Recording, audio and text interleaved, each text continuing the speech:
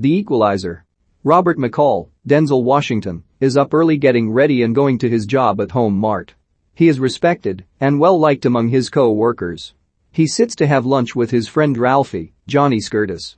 Ralphie takes a bite of his sandwich and McCall hears a crunch. There's chips in his sandwich. McCall reminds Ralphie he's supposed to be dropping weight for his test to become a security guard. Most nights, McCall goes to a diner where he takes a book. He is currently reading The Old Man and the Sea. A young girl in the place, Chloë Grace Moretz, asks McCall if the man in the book has caught the fish. He says not yet. The girl finishes her pie and goes to hail a cab. McCall's coworkers ask him what he used to do before working with them. He jokes that he was a pip with Gladys Knight, doing a little dance for them. McCall goes back to the diner that night and runs into the same girl. She notices he's reading a new book. A limo pulls up across from the diner. She then gets a call from her pimp, Slavy, David Meunier.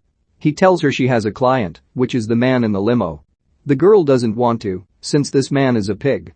The car door opens to reveal an obese man waiting for the girl. Reluctantly, she goes outside and joins him. The next night, McCall finds the girl in the diner. She has a bruise on her face. He gives her a donut that he got from work. She sits with him at his table and introduces herself as Terry, although her real name is Alina. She hands McCall a CD that she recorded of herself singing. McCall leaves with her and they take a walk before a car pulls up to them. It is Slavy and his driver TV, Alex Veadov. Slavy gets out and slaps Alina. McCall takes a step forward until he sees the TV has a gun. Slavy walks over to McCall and hands him a card for his business to ask for other girls. McCall visits the diner again another night and learns from the manager that Alina is in the ICU after being beaten badly. McCall goes there and sees another prostitute, Mandy, Haley Bennett, by Alina's side. Her face is even more bruised and messed up. Mandy walks by McCall, crying.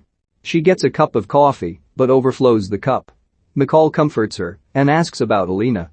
They ride the elevator and Mandy tells him that Slavy hit Alina and she hit him back and was made an example of.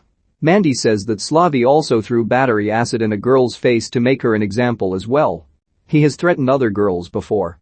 McCall looks at the card that Slavy gave him. He goes to an area above a restaurant where Slavy and his men are meeting. McCall enters with an envelope containing $9,800 for Alina's freedom. At first, the goons laugh at McCall, though Slavy says that the money would be good to keep Alina for 1 month.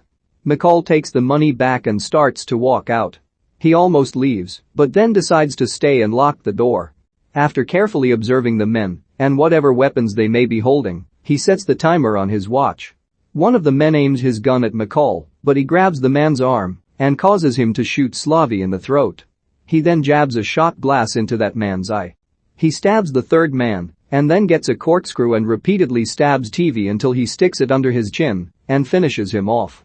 McCall goes to Slavy's side and watches him slowly die. Following the murders, a Russian mobster named Teddy, Marton Csokas, arrives to Boston to seek out the killer. He teams up with a group of corrupt cops to gain leads. At work, McCall notices Ralphie isn't in. He's told that Ralphie quit.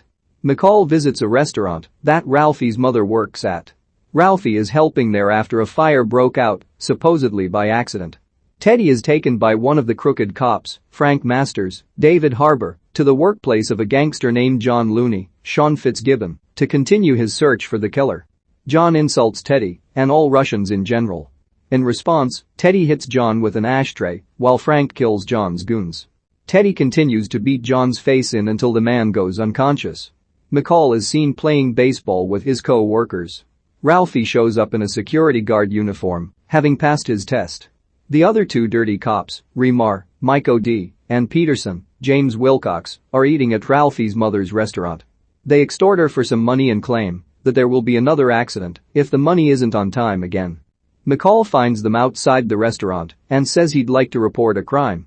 They brush him off until he calls one of them personally. McCall shows them a video he took of them extorting a convenience store clerk with evidence of their confession to starting the fire at the restaurant. McCall tells them they can either give the money back or the video will hit the news stations. The cops hold him at gunpoint, but McCall quickly beats them both. They comply and later return the money to Ralphie's mother. A crook comes to Home Mart and holds the cashier Jenny, Anastasia Mouses, at gunpoint until she hands him the money in the register. McCall calmly comes over and gives him the money. The crook also demands Jenny's ring, which was her mother's. She tearfully hands it to him. McCall observes several details of the man, like his tattoos and his cap. He doesn't make a move since children enter the store with their mother. McCall instead follows the man outside and gets a look at the plates on his car. The cops inform them that this was part of a string of robberies from the same man. McCall then goes to get a sledgehammer off a rack. The next day, Jenny finds her ring in the register. McCall then returns the hammer to the rack after wiping it clean. Teddy gets some information regarding McCall, most of which appears clean with no indication that he has any involvement with Slavy's death. He and Frank, along with another villain, stake out while one of their guys tries to catch McCall at the diner. McCall knows the man is up to no good and he asks him if they're waiting for anyone else. The man takes out a gun and starts to walk over to him. A truck pulls up by the diner, obscuring the view for Teddy and company. McCall hits the man in the stomach with his book and then kills him by slamming his head down on the table and breaking his neck. He then kills the lights by sticking a knife in an outlet. He walks out of the diner and snaps photos of Teddy and his men in their car. The gangsters follow McCall home. He boils some honey to tend a wound sustained from the gunman. He manages to slip out before Teddy and his goons arrive. From another room, McCall watches them from cameras hidden around his apartment. Teddy knows he is watching. McCall goes to the home of his friends Brian and Susan Plummer, Bill Pullman and Melissa Leo.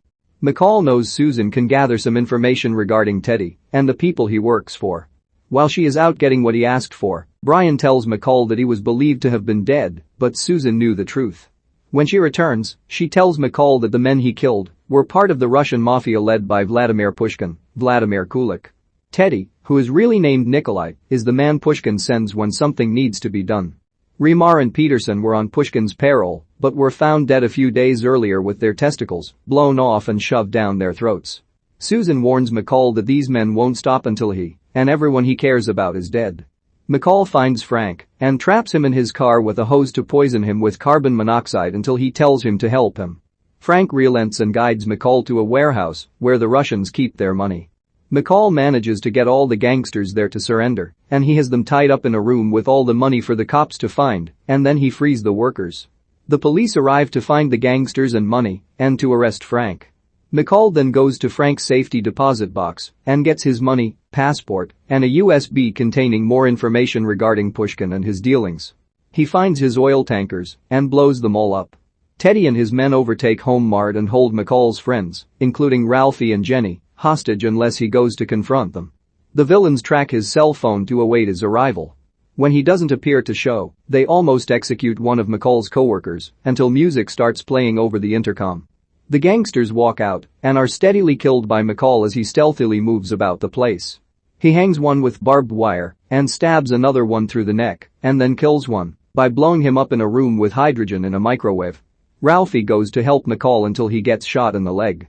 McCall helps him escape until he's left with Teddy after the explosion sets off the sprinklers.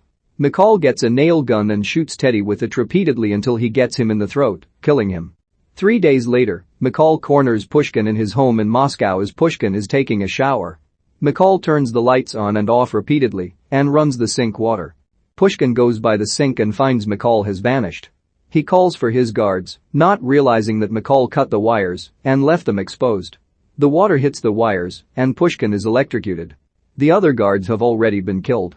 McCall returns to Boston and is approached by Alina, no longer bruised up. She tells him she's gotten a real job and has started to do some reading. She thanks McCall for what he did and she kisses him on the cheek before they bid each other farewell. The last scene features McCall back at the diner on his laptop.